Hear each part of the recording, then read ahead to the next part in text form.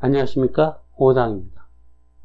한 번 더 흐름을 보는 법에 대해서, 사실 흐름을 보는 법을 얘기한다면 수십 개를 할 수 있겠죠. 제가 그 전문이니까요. 요령을 제가 알려드리겠어요. 이렇게 샘플로 얘기를 합니다. 최근에 세계화가 끝났다는 말이 있었죠. 세계화. 우크라이나 전쟁이나 등등 미국이 또 반중을 취하면서 그 흐름을 한번 보죠.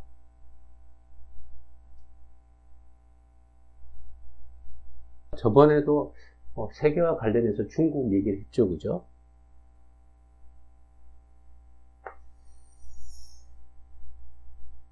이번엔 동그라미가 좀 작게 그려졌네요.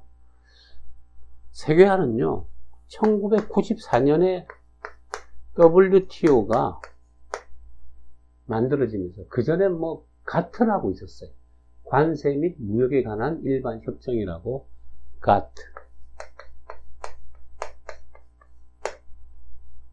근데 이걸로는 부족하다. 아주 무역을 자유화해보자. 미국이 무역을 자유화하자고 나온 배경에는요, 뭐가 있냐 그러면은, 미국이 1971년 이후로 달러가 더 이상 금하고 아무런 관계가 없다.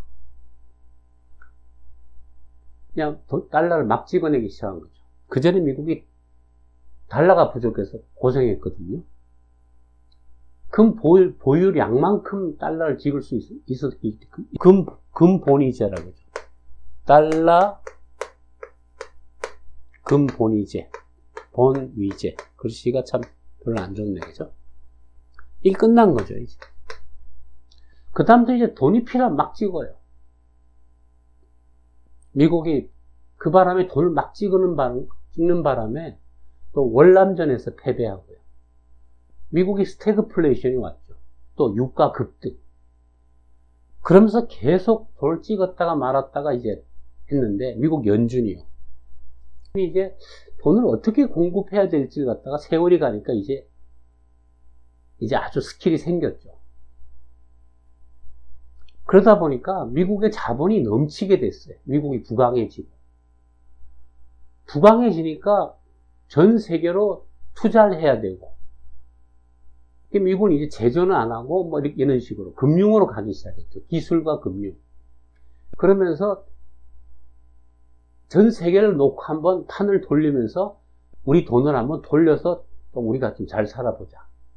그래서 무역을 이제 자유화하자. 우리 그 당시 고민이 쌀 수입을 개방한다.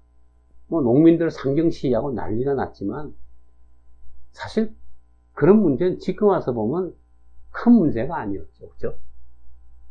언제나 이렇게 우리가 열어준다 그러면 난리가 나지만 다 대응을 하거든요. 한때 또 우리가 영화 시장을 완전히 개방한다. 그랬을 때, 그때 우리 영화를 안 하고요. 방화라 그랬어요, 방화. 근방에 있다 할 때, 방이 지역이거든요. 그러니까 로컬 영화 다 죽는다. 그래서 또 배우들 데모하고 그랬죠, 그죠? 우리가 시장을 열었기 때문에 우리나라의 영화 만드는 사람들이 그 세계 수준의 영화를 만들게 됐죠. 지금 제가 볼 땐 우리나라 영화나 컨텐츠는 조만간 전 세계 시장을 한번 석권할 수도 있게 지금 기세가 대단하죠. 그래서 언제나 좀 걱정도 지나치게 하는 거죠, 그죠? 또 그걸로 정치도 하는 거고. 이 WTO가 시작되면서 그 혜택을 대표적으로 본 나라가 사실은 중국이죠. 그래서 여기에서, 그죠? 대충 7, 8년 지날 때 2001년에 중국이 WTO에 가입했죠. 이게 글로벌화가 이제 탄력을 받은 거죠. 그러면서 저렴한 것은 중국서 생산해서 수입에 쓰고, 복잡한 제품은 우리나라나 일본이 만들고 중국에서 조립해서 전 세계에 팔죠. 그게 이제 글로벌 서플라이 체인이죠. 우리는 그 과정에서 나름대로 또 대응을 잘 한 거죠. 이게 그죠? 언제나 15년.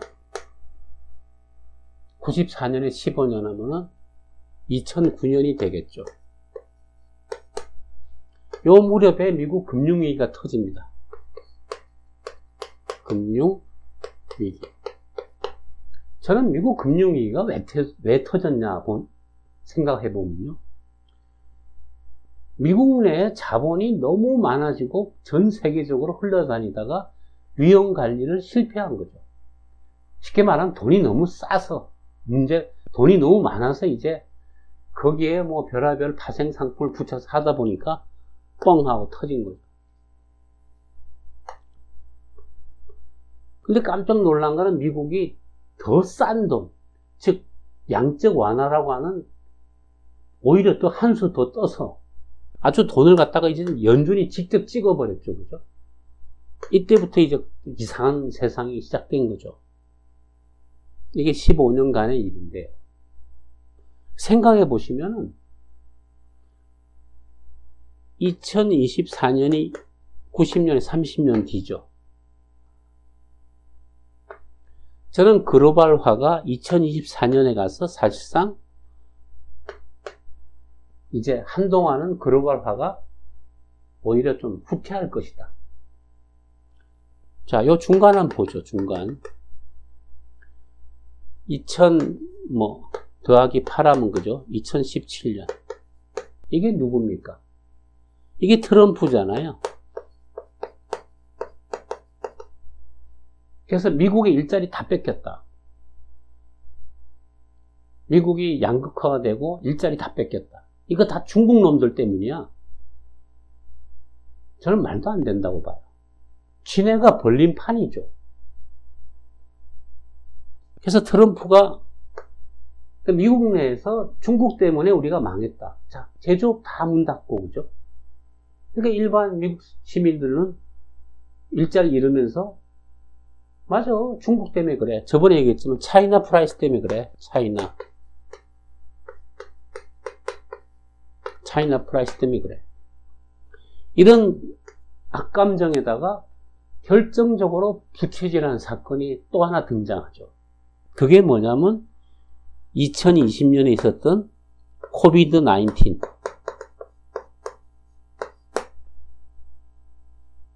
요즘에는 그 말을 덜 쓰지만 한동안 미국의 소들한테는 차이나 바이러스라고 했어요.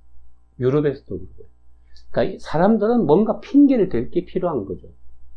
물론 코로나19가 뭐 중국에서 만들었는지 뭐 어떻게 실수로 나왔는지 그런 거는 정말 알 길이 없고요.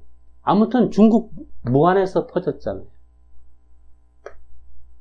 중국에 대한 악감정이 이걸 계기로 아주 뭐 폭발한 거죠. 또 중국도 문제가 있는 게 여론 관리를 못한 거죠. 전 세계에 중국의 우호국을 만들지 못하고 뭐 중국이 전 세계를 지배하겠다. 중화 제국의 꿈을 구현하겠다면서 상대방한테 오히려 경계감을 준 거죠. 그건 중국이 저는 못했다고 봅니다. 중국 체제가 갖는 또 한계가 있겠죠. 뭐 이렇게 내부에서 인민들 갖다 이렇게 다스리면서 1인 체제로 가기 위해서는 뭐 그렇잖아요. 그죠? 뭐든지 다른 나라가 잘못하고 우린 잘하잖아요. 우리나라 뉴스에서 뭐 한일 관계 다루면은 언제나 일본이 나쁜 짓 하죠. 중국에서 우리나라 문제하면 한국이 나쁜 짓 하죠. 뭐 그게 이제 뭐 뉴스고 정치인데 그런 건 빼고요. 진짜 뭘 알고 싶으면은 양쪽의 이야기와 주장을 다 들어봐야죠. 항상. 근데 그렇게 쉽지 않죠. 그래서 바이든이 등장하면서 트럼프의 반중 정서와 감정과 정책을 좀 더 정교하게 짰죠. 그게 이제 뭐냐면 반도체 동맹이다. 또 최근에는 TSMC, 그 삼성 반도체 공장이 다 한국, 대만에 있잖아요. 이 중국 옆에 붙어 있거든요. 그러니까 미국이 앞으로는 반도체가 중요한데 너무 저쪽에 가 있다. 그래서 미국 쪽으로 들어와라. 그러면서 갑자기 그죠? 뭐 인플레이션 뭐 감축법 뭐 그런 것을 하면서 지금 유도하고 있잖아요. 2022년 요 무렵부터 벌써 그죠?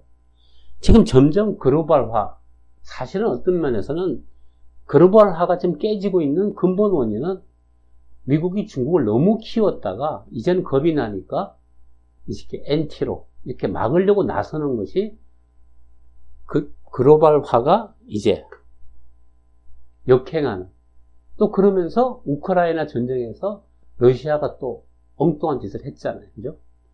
그래서 글로벌화는 2024년이 되면은 한동안 이제 다시 조용해질 것이다. 끝났다고 저는 보지는 않습니다. 세상에 뭐든지 일은 이렇게 떴다가 내렸다가 이러면서 가잖아요. 그죠? 이걸 이제 조정이라 그러는데, 글로벌리제이션, 세계화는 이제 조만간 조종기에 접어들 것이다. 2024년, 내년부터죠. 그러니까 뭐 사실상 지금 2023년이니까 글로벌화의 흐름은 이제 일단 좀 조종 양상으로 들어갔다. 그러다 나중에 뭐 저번에 얘기했지만 중국이 또 경제가 어려워지고 그러면은 또다시 뭐 이렇게 자세가 바뀔 수 있겠죠. 그죠?